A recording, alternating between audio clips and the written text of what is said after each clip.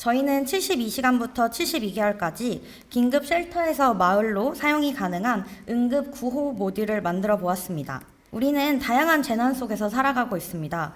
재난은 예고 없이 찾아오며 삶의 기반을 무너뜨립니다. 저희는 수많은 재난 중 전쟁이 만든 재난에 주목했습니다. 전쟁은 장기간에 걸쳐 사회, 경제, 물리적, 심리적 안정까지 파괴하는 가장 복합적이고 장기화된 재난입니다. 이 지도는 23년도에 세계에서 일어나고 있는 무력 충돌 지도입니다. 특히 우크라이나, 러시아 전쟁이라는 구체적 사례가 있었습니다. 저희는 이 사례를 통해서 모듈형 회복 시스템의 가능성을 실험하고자 합니다. 우크라이나 전쟁은 수많은 사상자를 초래했고 재건 비용만 1조 이상 들어갈 것으로 추정하고 있습니다. 이번 전쟁은 전쟁 발생 1년 만에 1,300만 명 이상의 난민과 실향민을 만들었습니다. 전쟁으로 인한 피해는 난민 문제뿐만 아니고 인프라 파괴 문제로도 심각하게 나타나고 있습니다. 저희는 건축적 고려 요소로 공동체 회복에 집중을 해보았습니다. 지역 사회의 공동체는 재난 이후의 삶으로 빠르게 회복하는 데 도움을 주기 때문에 이 부분에 대해 고려를 하면서 설계를 하는 것이 필요하다고 생각하며 프로젝트를 진행해 보았습니다. 현재의 피난 주거를 보시면 임시 주거의 형태를 띠고 있습니다. 그래서 저희는 한 발 더 나아가서 일상으로의 회복을 돕고 마을 공동체를 결속할 수 있도록 생활 인프라가 포함된 마을의 형태로 만들어 보고자 합니다. 현재의 재난 구조물은 보시다시피 모두 멈춘 구조입니다. 설치는 빠르지만 변화가 어려워서 사람들을 고립시킨다는 문제가 있었습니다. 저희는 이런 문제에서 아이디어를 얻어서 새로운 시간형 유닛을 제안해 보았습니다. 시간형 유닛이란 시간이 지날수록 도시를 만들어가는 모듈 구조로서 시간의 흐름에 따라 주거에서 커뮤니티로 공간의 용도가 변하고 이들이 모여 마을 인프라로 진화하는 방식입니다. 저희는 이러한 방식을 통해 새로운 도시의 씨앗을 만들고자 합니다. 저희의 모듈은 우선 재난이 발생하고 재난 피해 지역을 복구하는 동안은 응급마을로 사용이 됩니다. 주거시설을 조성하는 중에는 가장 인프라, 생활 인프라를 제공하고 영구 주거로 이주하는 동안에는 그들의 삶을 영위하는 데 필요한 다양한 사회 기반 시설을 제공할 예정입니다. 마지막으로 사회 기반 시설까지 완성되며 재건이 완료되면 저희의 모듈도 해체되는 수순을 밟을 예정입니다. 저희는 이 모듈 프로젝트를 진행하면서 4가지의 질문을 던졌고 그 질문에 맞춰서 프로젝트를 진행해 보았습니다. 첫 번째 질문은 갑작스러운 재난이 발생했을 때 우리는 어떤 것이 필요할까 였습니다. 이를 위해 재난 시 필요한 시설을 피해자의 반응을 바탕으로 응급주거, 주거 유닛, 의료 유닛, 위생 및 급식 유닛이 필요할 것이라 선정하였습니다. 저희는 장기적인 사용에 적합하지 않은 텐트형 모듈은 제외하고 폴더블과 완성형 모듈만 사용하기로 결정하였습니다. 2가지 내용을 바탕으로 저희의 최종 모듈 타입을 분류해 보았습니다. 저희의 모듈 타입은 주거, 의료, 급식, 위생, MEP 모듈로 나뉘며 짧은 시간 내 대량 보급이 필요한 주거와 의료는 폴더블로, 그리고 장기적 사용에 유리하고 비교적 적은 수량이 필요한 3가지 유닛은 완성형으로 전개할 예정입니다. 저희 모듈은 ISO 국제 규격에 맞춰 하이큐브 컨테이너 사이즈인 2.4x 6m, 높이 2.9m에 맞춰 진행하였습니다. 다음은 육상 적재 시 콤비라인 트레일러를 활용한 예시입니다. 모듈은 사이즈에 따라 2개, 1개, 완성형의 경우 최대 10개까지 적재가 가능합니다. 이를 통해 저희는 지상 운송과 공중 운송이 가능하도록 만들었습니다. 다음 화면은 지상 운송 시 적재되는 모습을 차례대로 표현한 모습입니다. 또한 공중 운송이 가능하도록 하나의 모듈을 1톤 이하로 맞춰서 제작하였습니다. 우선 공간 모듈입니다. 공간 모듈은 폴더블 모듈로 운송에 용이한 형태를 취해 초기 보급을 원활하게 했습니다. 특히 재난 발생 초기 주거에 필요한 기본 용품들을 공간 모듈 하부 공간에 패키징해 보급하도록 설계하였습니다. 이를 통해 가구를 별도로 보급할 필요성이 사라져서 재난 초기 보다 간편하고 효과적인 보급이 가능해지도록 하였습니다. 폴더블 모듈의 전개는 힌지 시스템이 적용되었습니다. 힌지는 모듈 내부 프레임에 고정되어 초기 설치 시 간편하게 전개됩니다. 다음은 의료 모듈의 경우 2가지 타입을 채택하였습니다. 첫 번째 모듈은 의료 MEP 사전 설치 상태에서도 층고 확보 및 운송이 가능하도록 폴더블 형식을 적용하여 설계하였습니다. 두 번째 모듈은 확장형 모듈로 접이식 외벽을 통해 공간 확장이 가능해 다양한 의료 프로그램에 대응 가능하도록 설계하였습니다. 전개 과정은 수동 슬라이딩 방식을 활용해 10분 내로 전개가 가능합니다. 다음은 급식 모듈과 설비 모듈입니다.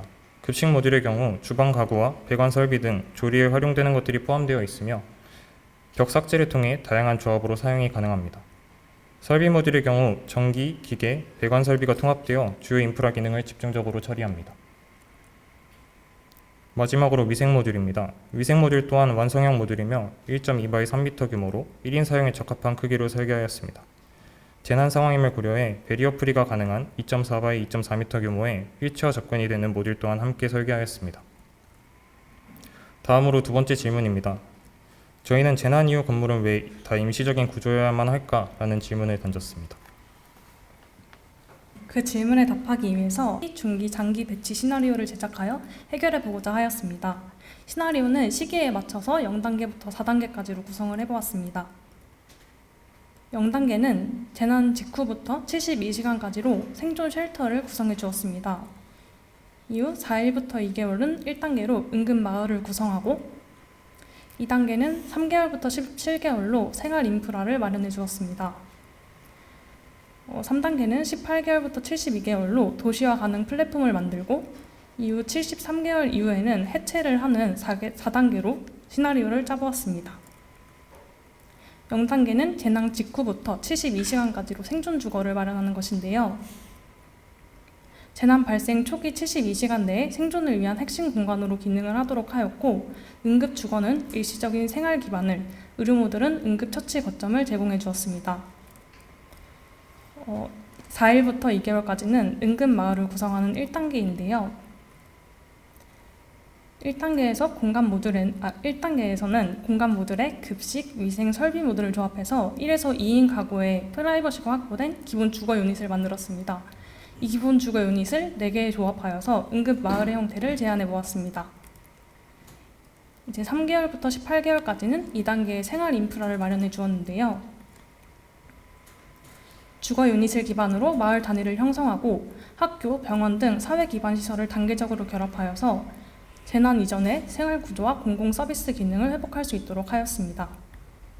학교의 경우 공간 모듈 3개를 결합해 약 43제곱미터의 규모 교실을 구성하였는데요.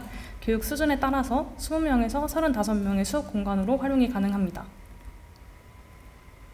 병원 모듈의 경우 환자 선별, 처치실, 관찰 병상, 병실로 이루어지는 응급 의료 동선을 고려하였고 공간 모듈을 조합해서 신속 대응과 기능 분리가 가능한 임시 병원 구조로 계획을 해보았습니다. 이제 재난 발생하고 18개월이 지나면 3단계가 되는데요. 재난 이후에는 피난민들을 위한 주거지 구축이 우선적으로 진행이 되기 때문에 3단계에서는 자연스럽게 임시 주거의 수요가 적어지게 됩니다. 그래서 이 수요가 적어진 임시 주거 시설을 해체시키고 다른 공간 모듈로 활용할 수 있도록 하였습니다. 해체된 모듈과 구조 부조를 활용해 기존 시설에 더해져 장기적으로 활용할 수 있는 복합 인프라 시설을 구성해 보았습니다.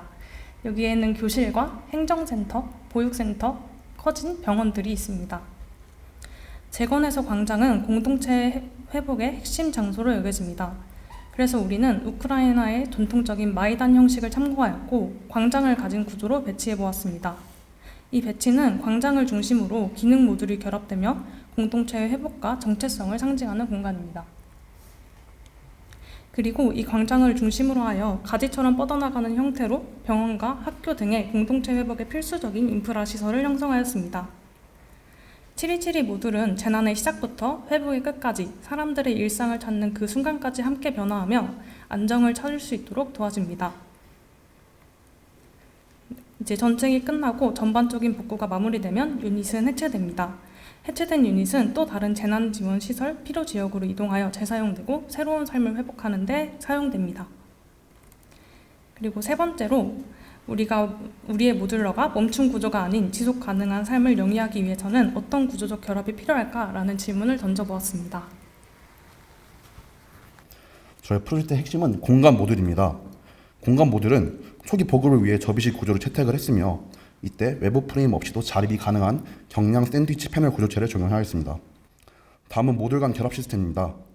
초기 전개 단계에서는 모듈이 있는 홈에 맞춰서 설계된 전용 피스를 활용하여 모듈 간의 연결이 이루어집니다. 모듈의 추가 확장 단계에서는 엑소스켈레톤 구조체가 활용됩니다. 이 구조체는 각 모듈에 정확히 맞춰서 규격하여 제작된 외부 철골 프레임으로 수직 및 수평 확장이 필요한 구조적 강성을 제공합니다. 마지막 질문은 재난이 장기화되었을 때 이에 대처하는 인프라 조성이 어떻게 되어야 하느냐였습니다.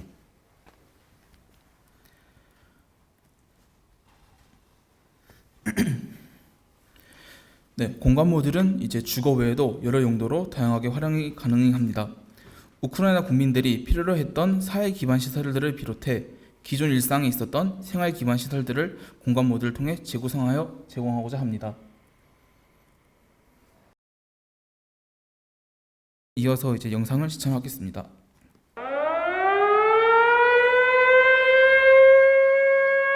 (2022년) 우크라이나에서 전쟁이 시작됐습니다. 수백만 명이 집을 잃고 삶의 터전을 잃었습니다.